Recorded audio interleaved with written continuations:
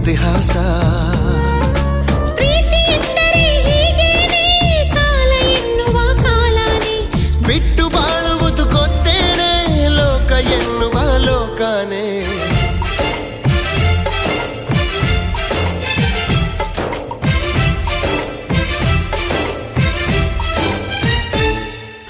ನಿನ್ನಾಣೆ ನಿನ್ನಾಣೆ ಪ್ರೀತಿ ದೇವತೆ ನಿನ್ನಾಣೆ, ನೀನಿಲ್ದೆ